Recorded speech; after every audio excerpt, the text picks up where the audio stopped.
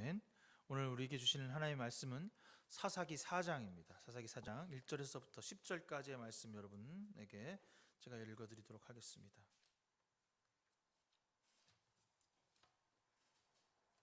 사사기 4장 1절에서부터 10절까지의 말씀입니다. 앞에 있어요. 10인자매 앞에. 천천히 찾아도 돼요. 앞에 있어요. 사사기 4장에 창출, 레민시, 신명기 뒤에 있어요. 여호수아 다음. 맞죠? 찾을 때까지 안 읽을까? 찾았어? 못 찾겠어? 괜찮아, 괜찮아. 못 찾는 게 정상이야. 자, 괜찮아. 자, 제가 읽을게요. 에훗이 죽으니 이스라엘 자손이 또 여호와의 목전에 악을 행하며 여호와께서 하솔에게 통치하는 가나안 왕 야빈의 손에 그들을 파하셨으니 그의 군대 장관 히로셋 학고임에 거주하는 시드라요. 야빈의 왕은 철병거 900대가 있어 20년 동안 이스라엘 자손을 심히 학대함으로 이스라엘 자손이 여호와께 부르짖었더라. 그때 랍비도의 아내 여선지자 드보라가 이스라엘 사사가 되었는데 그는 에브라임 삼지 라마와 베델 사이에 드보라의 종려나무 아래 거주하였고 이스라엘 자손은 그에게 나아가 재판을 받았더라. 드보라가 사람을 보내어 아비노함의 아들 바락을 납달리 게데스에서 불러다가 그에게 이르되 이스라엘 하나님 여호와께서 이같이 명령하시 아니하셨냐. 너는 납달리 자손과 스불론 자손 10,000명을 거느리고 타볼산으로 가라.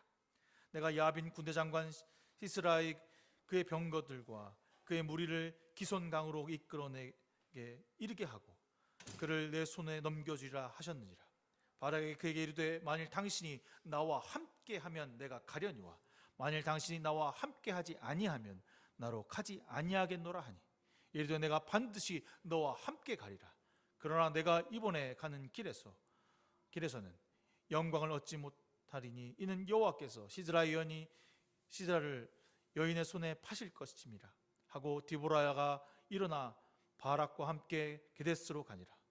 바락이 스불론과 납달리를 게데스로 부르니 10,000명이 그를 따라 올라가고 드보라도 그와 함께 올라가니라. 아멘. 네.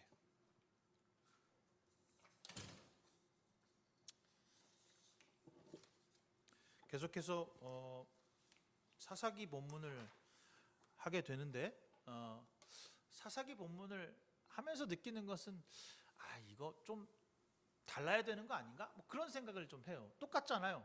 앞에 사사가 잘 열심히 해갖고 싸워서 이겼으면 몇 년 동안 한 40년 동안은 평안했다가 또 사사가 죽으면 또 바알신 믿고 또 하나님 불순종하고 그러다 또 이민족의 침입을 받고 또 다시 또 사사가 일어나고 이런 일의 계속적인 반복이 있어서 뭔가 좀 달랐으면 좋겠다.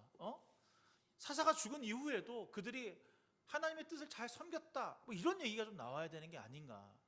그런 생각을 하게 되는데 여전히 똑같아요. 오늘도 그래서 뭘 얘기해야지? 너무 뻔한 스토리가 진행되고 있기 때문에 뭐 그냥 할 게 별로 없다라고 하는 생각을 하게 되는 거죠. 4장 1절에 에훗이 죽은 후에 사사가 죽은 후에라고 하는 말은 그 다음에 나오는 단어가 뻔한 겁니다. 뭡니까?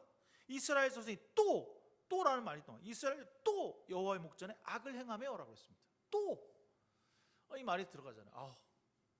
이 작가도 아마 진절머리 난 거예요. 또 계속해서 여전히 변하지 않았구나. 단 한 번도 변하지 않는 너희들 정말 진절머리 난다. 뭐 그런 의미인 것 같아요. 저는 이 본문을 보면서 이제 좀 변화라고 하는 것을 경험할 때가 아닌가.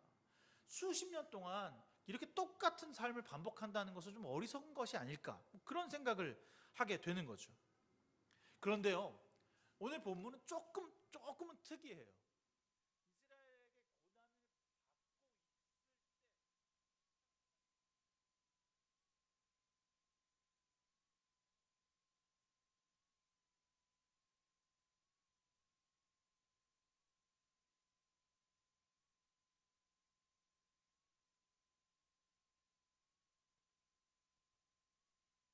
때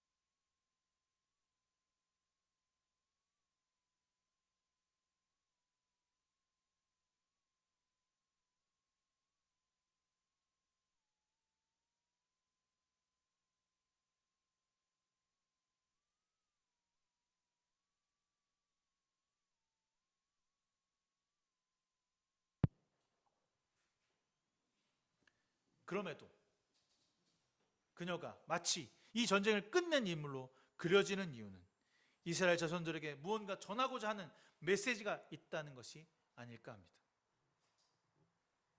계속되는 사사 드보라를 의지한 바락과 적장을 죽인 사람인 여인이 이스라엘 사람이 아니라는 점을 통해서 그들이 무엇인가 좀 깨닫기를 바라는 마음이 이 본문에 담겨져 있습니다. 편견을 깨라는 거죠. 여자 사사 드보라가 아니라 사사 드보라다. 편견을 가지고 볼 이유가 없다. 그럼에도 시대적인 배경을 통해서 그녀가 이스라엘 백성의 고난을 함께하는 사사라고 하는 것을 우리는 볼 수 있어야 하는 것입니다. 그녀는 이스라엘 다스린 사사, 고난 중에 그들 백성들과 함께한 사람, 누구의 아내라고 하는 것이 아무런 중요하지 않다는 것입니다. 어떻게 보면 남편이 있어야 되는 게 당연한 세상에서 그녀는 아내로서 그리고 사사로서의 일을 다 모두 감당한 사람이었다라고 말합니다.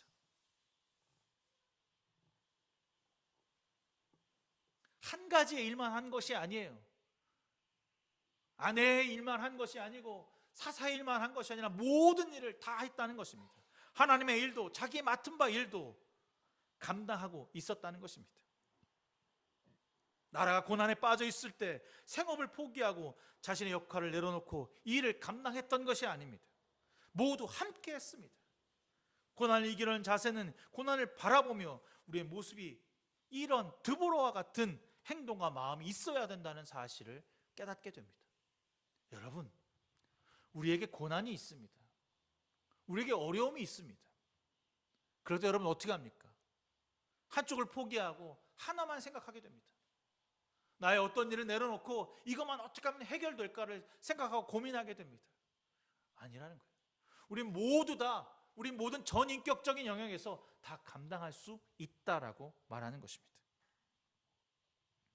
오늘 고난을 살고 있는 우리에게 주는 메시지가 바로 여기에 있습니다. 어떻게 고난 가운데 주님을 만날 수 있을까? 어떻게 이 고난과 역경 가운데 주님을 경험할 수 있을까?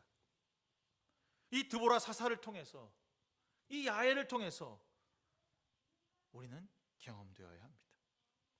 지금 여러분들이 어지러운 세상 가운데, 고통받고 있는 세상 가운데 사사라고 하는 것을 불림을 받았다면, 예수 믿는 사람이라고 하는 것으로 불림을 받았다면 억울함을 풀어주고 그들의 고난을 해결해주는 그런 사람으로, 그런 성도로, 하나님의 말씀을 선포하는 자로 그 뜻을 따르도록 인도하는 사사가 되어야 하며 기도하며 나아갈 수 있어야 하는 것입니다.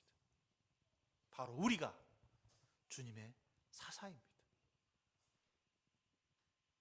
의심하고 불편한 마음이 있을 때 화나기보다 함께 세상으로 나아가야 합니다. 우리가 전쟁터로, 이 세상의 전쟁터로 나가지만 우리가 모은 군사로 나가서 우리가 모은 지혜와 경험으로 싸운다고 생각하지만 아니라는 거죠.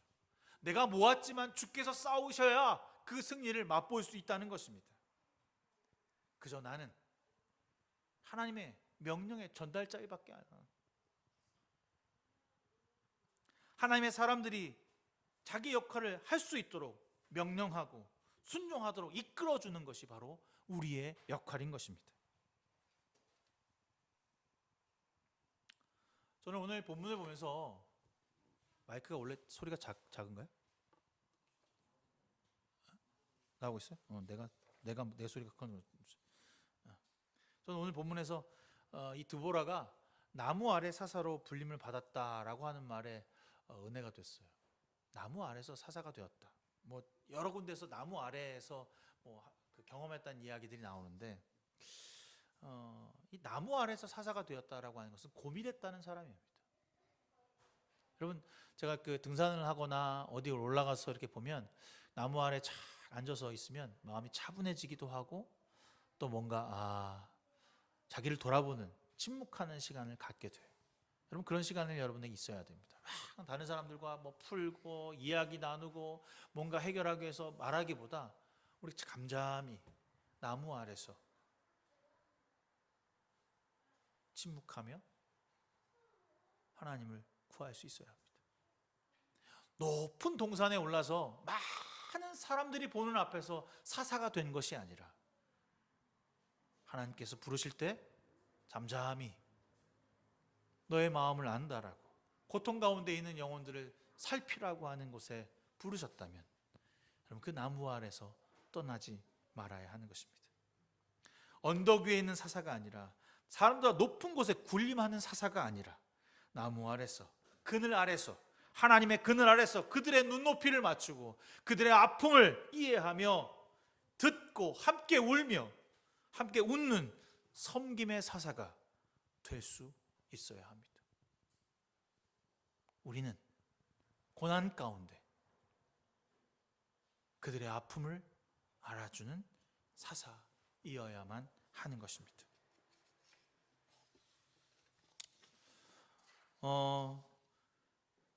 근데 오늘 보면 또 재미있는 것은 바락의 이야기를 좀 볼 필요가 있는데 바락은 왜 그녀와 함께 가야만 했을까? 이게 좀 생각나는 구절이거든요. 하나님의 명령을 따라 전쟁하면 되는데 왜 그녀가 필요했을까? 왜 동행하려고 했던 것일까? 그렇잖아요. 그냥 야 싸워 그러면 그냥 가면 되는데 당신 가야 돼요, 당신 필요해요 이렇게 얘기를 하는 거예요. 좀 바보 같았어요. 아니, 남자 대장부가 10,000명씩이나 데리고 가서 싸워서 이기면 되지 뭐 그걸 두려워갖고 죄송합니다 그런 뜻은 아니지만 그냥 누구의 아내 데리고 가야 될 게 있다, 말씀에 듣고 가면 되지 뭐 그런 마음이었거든요. 근데 이렇게 보니까 저도 바락과 같은 마음을 품을 때가 있더라고요. 하나님 명령하셨어요. 너 가라, 싸워라, 세상에 나가서 하나님의 일을 감당해라. 두려운 거예요. 말씀은 알겠는데 그렇게 하라는 게 뭔지 알겠는데 두려워요. 난 못하겠어요. 하나님 좀 저와 함께 해주세요. 어떻게 보면 이 바락은 되게 솔직한 사람이었던 것 같아요. 우리에게 필요한 게 바로 이런 솔직함인지 모릅니다. 내가 못할 수 있습니다. 내가 그 고난 가운데 두려워서 떨어서 난 못하겠어요. 이렇게 말하는 것이 우리에게 필요한 겁니다. 주님, 저와 좀 동행해 주세요. 저와 함께 해주세요. 부르짖어야 합니다.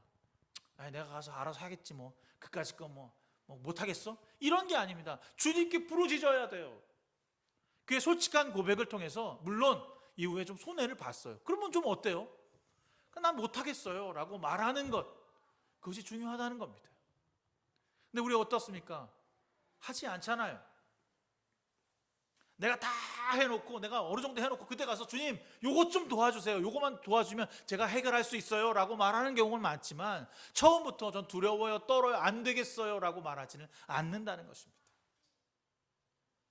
이미 이 전쟁은 이긴 전쟁입니다. 하나님이 그들과 함께 하시겠다고 선포하셨기 때문에 이길 수밖에 없는 전쟁입니다. 그런데 어떻게 누가 무엇을 통해 이길 것인지 우리는 알 수가 없었습니다. 그때 주를 의지합니다. 쓰임을 받는다고 해서 좋은 것이 아니라 진심으로 쏟아 부을 때 우리에게 그 칭찬이 아름다운 것입니다. 온전히 맡기는 사람이 되어야 합니다. 바락은 바락의 역할을 감당했습니다. 10,000명을 모아서 쳐들어간 거예요. 그리고 야훼는 야훼의 역할을 했습니다. 적장이 자기 집에 왔을 때 죽여야 한다라고 하는 의지를 가지고 그 적장을 죽였을 때 이스라엘이 해방이 된 것이죠. 그 사장은 이렇게 보면 여러분 읽어보시면 알겠지만 어느 누구도 주인공이 없어요. 처음엔 드보라가 주인공인 것 같아요. 바락이 주인공 같아요. 야엘이 주인공 같아요. 근데 아무도 주인공이지 않다라는 것입니다. 그들은 그저 자신의 일에 충실하게 해내고 있었습니다. 순종하고 있는 것이지요. 하나님의 사람으로서 드보라는 명령을 전달하는 전달자로, 바락은 그 말씀을 실행하는 장수로, 야엘은 하나님의 뜻을 순종하는 여인으로 그렇게 보여졌던 것입니다. 우리도 그런 사람이 될 수 있으며 되어야 하며 되어가고 있는 것입니다. 자신의 각자의 역할을 감당할 때 그 이스라엘 공동체가 해방을 맛볼 수 있는 것이지요. 제가 어제 처가에서 잠깐 김장하는 것을 도왔는데 뭐 저 특별히 한 게 없어요. 다들 이제 각자의 일이 있는데 절인 배추를 나르는 사람, 버무리는 사람, 그것을 담아내는 사람, 그리고 나르는 사람, 각자의 자기의 역할이 있습니다. 김장 누가 했습니까? 우리 모두가 한 것입니다. 누군 좀 더 많은 준비를 해야겠죠. 그 전날 김장을 버무리고 하는 일들을 재워야 하는 일들을 했고, 뭐 물을 썰어야 하는 일들을 했고, 보이지 않는 곳에 일하는 사람들이 있을 것입니다. 그러나 그것을 한꺼번에 다 모아서 버무리고 그 작품을 만들어냈을 때 한 사람이 독점하는 것이 아니라 많은 사람들에게 나눔이 되었다는 사실, 그것이 바로 공동체입니다. 우리는 우리의 역할, 이 세상에서 고난 가운데 있을 때 우리의 역할이 무엇인지 알아야 하는 것입니다. 우리 모두가 다 한 번에 해치울 수 없습니다. 여러분의 역할은 무엇입니까? 여러분에게 주어진 하나님의 사사의 역할은 무엇입니까?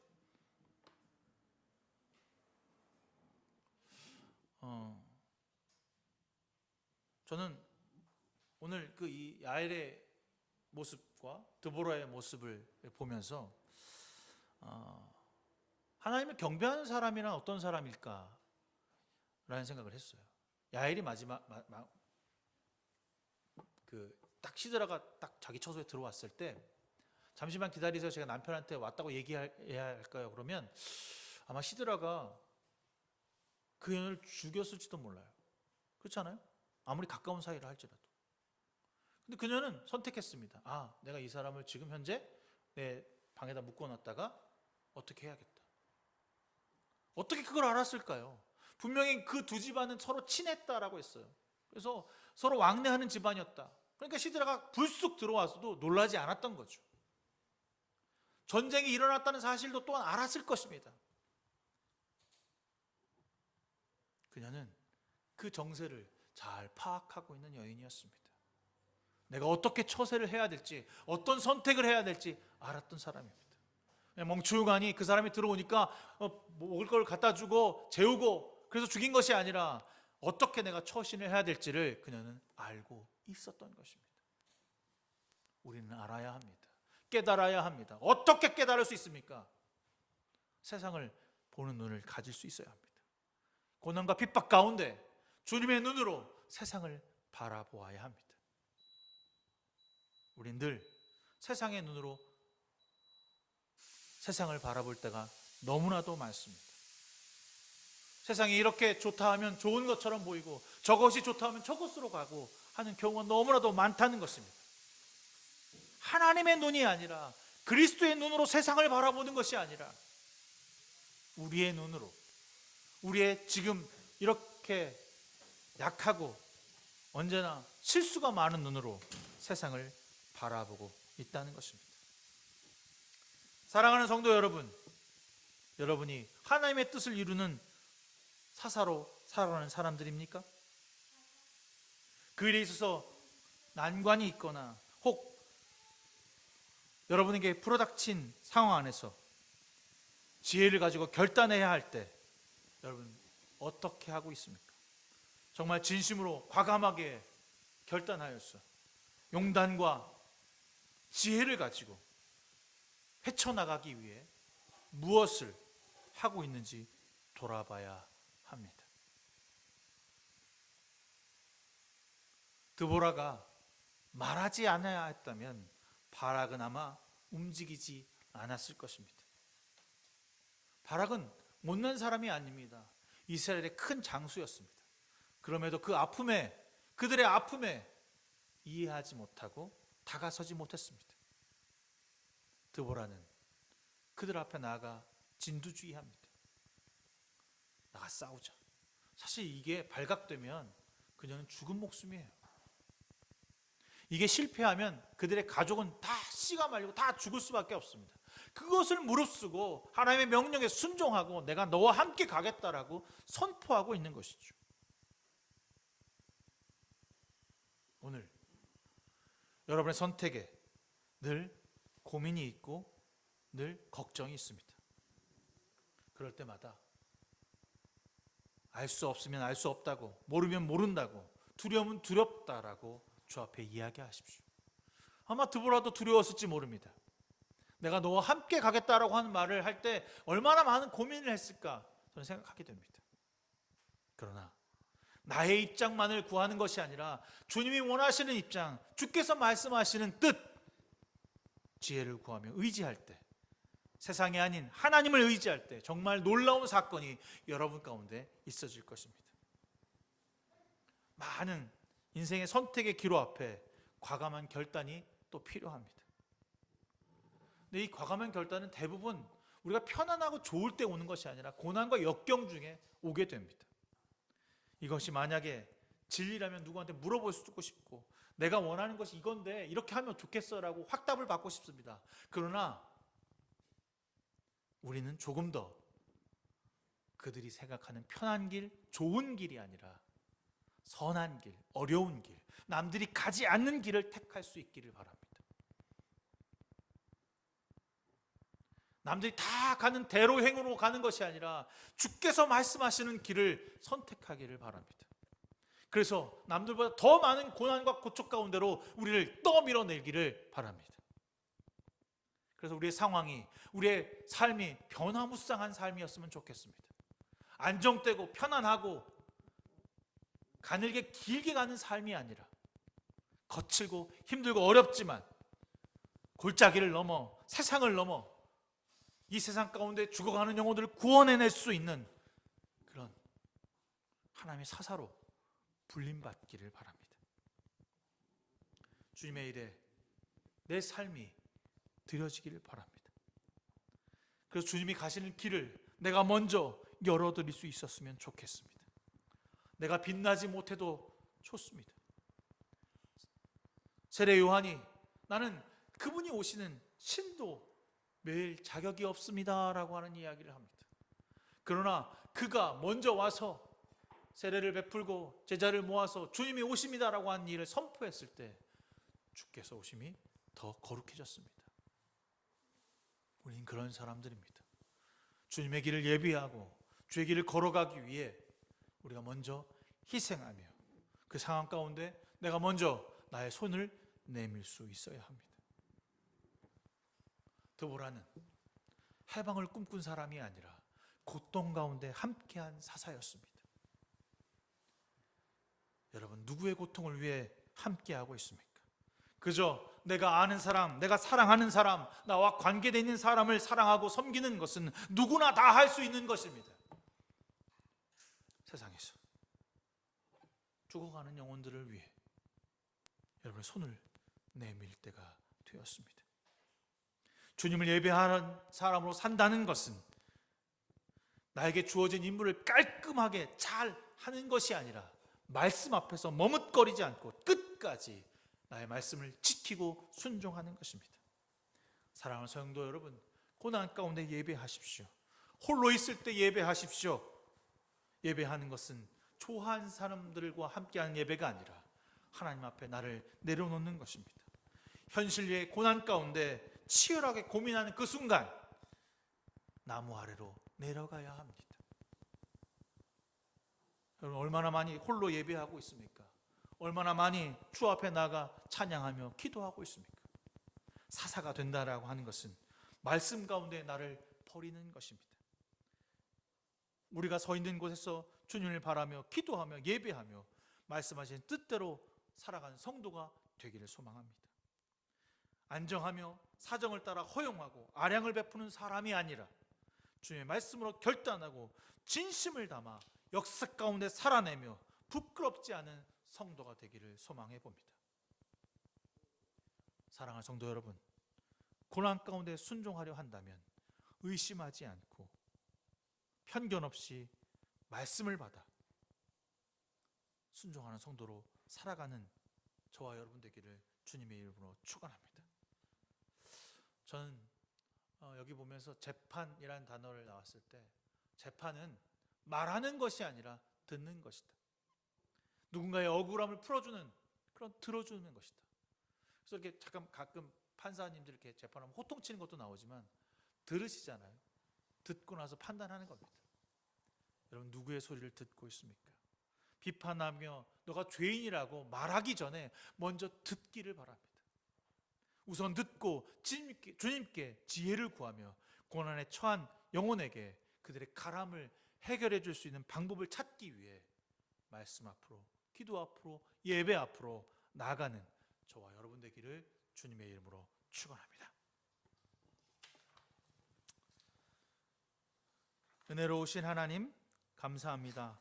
우리가 서 있는 곳에서 주님을 바라며 기도하며 예배하는 주님의 귀한 성도들이 되게 하여 주시옵소서. 주님의 말씀 앞에 결단하고 진심을 담아 이 세상에 살아가면서 부끄럽지 않은 성도의 삶을 살아가게 하여 주시옵소서. 오늘 주님께 예배드린 귀한 성도들 마음판에 그리스도가 심겨져서 내가 그리스도의 사사가 되어 이 세상을 정복하는 것이 아니라 그들을 구원해 나는 일에 힘쓰는 자로 살게 하여 주시옵소서. 모든 것 주님께 맡기며 예수 그리스도의 이름으로 간절히 기도드렸사옵나이다. 아멘. 찬송가 212장 찬송하시면서 준비하신 예물 주 앞에 드리시겠습니다.